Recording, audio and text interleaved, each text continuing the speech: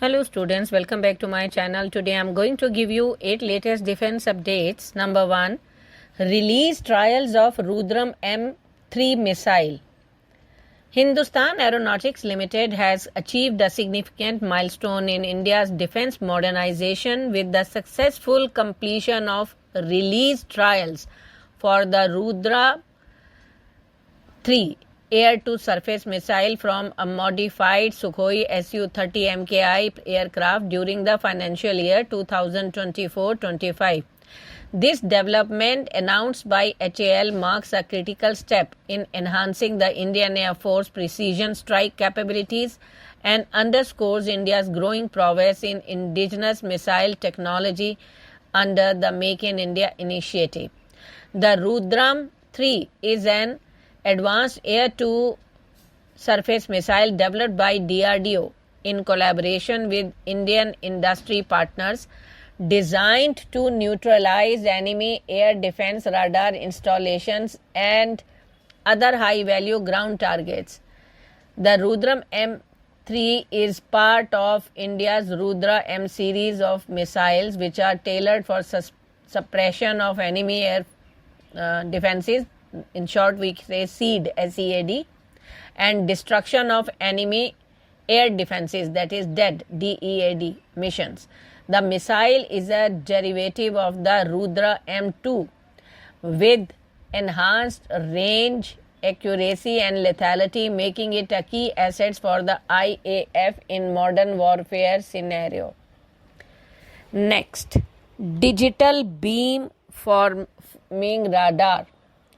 As the DRDO accelerates development under Project Kusha, the first of the program's 3 planned missile systems, designated M1, is set to undergo testing later this year. In a major technological leap, it has now been confirmed that the program will include an indigenously developed long-range battle management radar featuring advanced digital beam forming capabilities. According to sources speaking, the LRBMR will be a high-performance S-band radar with a detection range exceeding 500 kilometers, enabling multi-target tracking, enhanced situational awareness, and effective command and control over extended battle spaces. The system is designed to support layered air and missile defense operations, allowing simultaneous tracking and engagement of aerial threats ranging from stealth aircraft to ballistic and cruise missiles. Next, CLWR-B2 naval reactor for India's future SSBN. India is making a decisive leap in its naval nuclear propulsion capabilities with the development of the CLWR-B2, a 4th generation naval reactor being spearheaded by the Bhabha Atomic Research Center. This next generation reactor, which will power the Indian Navy upcoming S5 class nuclear powered ballistic missile submarines and at least 2 newly sanctioned nuclear powered attack submarines, represents a significant technological advancement over the current generation in use. The CLWR-B2 reactor will produce 119 megawatt of thermal power and marks a clear evolution from the CLWR-B1 reactor currently deployed on India's Arihant class and S4 class SSBN.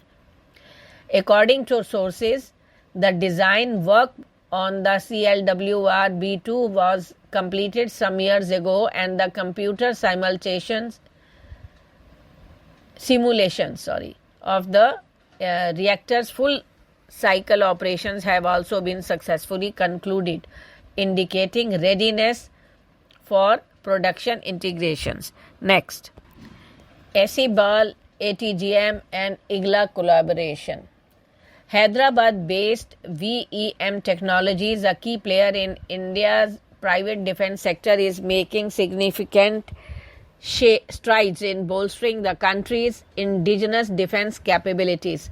The company has successfully conducted 40 prototype firings of its Esibal anti-tank guided missile, which is currently under development. Additionally, VEM is collaborating with the Indian Army Air Defense Units on the Russian Igla man-portable air defense systems. The Esibal ATGM, conceptualized and developed by VEM Technologies, is a third-generation man-portable fire-and-forget anti-tank missile designed to counter modern armored threats, including tanks equipped with explosive reactor armor. Showcased at Aero India 2023 in Bengaluru, the Esibal has garnered attention for its compact design and advanced capabilities. Next-gen warships with Rolls-Royce MT-30 technology. In a landmark development for the UK-India Defence Partnership, both nations have agreed to collaborate on the Electric Propulsion Capability Partnership, a transformative initiative aimed at equipping the Indian Navy's next-generation warships with cutting-edge propulsion technology. Central to this collaboration is the Rolls-Royce MT-30 marine gas turbine engine derived from the Tarrant 800 aero engine, which is being offered to power India's next-generation destroyers and frigates.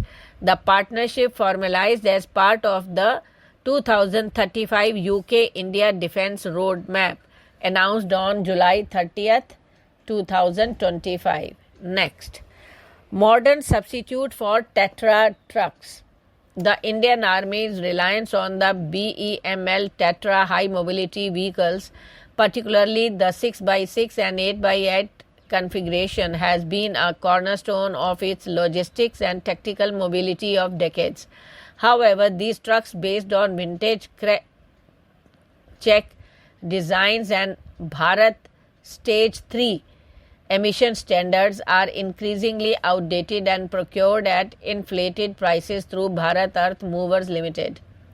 With India's push for self-reliance under the Atmanirbhar Bharat and Make in India initiatives, it is imperative that major Indian heavy trucks manufacturers such as Tata Motors, Ashok Leyland and Tata Advanced Systems Limited join forces to develop a modern indigenous substitute for the Tatra trucks. Next, Starlink gets satellite internet permit in India. Elon Musk-led Starlink has received a license to launch satellite service in India, and a framework for spectrum allocation is also in place for a smooth rollout. Union Telecom Minister Jyotiraditya Scindia said on Thursday. The announcement was made on the eve of the 30th anniversary of the first cellular call made in the country in 1995. Next, a court dismisses Turkish firm plea against revocation of security clearance. The Delhi High Court on Thursday dismissed a plea by Turkish-based company Celebi Ground Handling India Private Limited against the centre's decision to revoke its security clearance. Dismissed. Justice Tejas Karia said, noting that similar pleas were quashed earlier.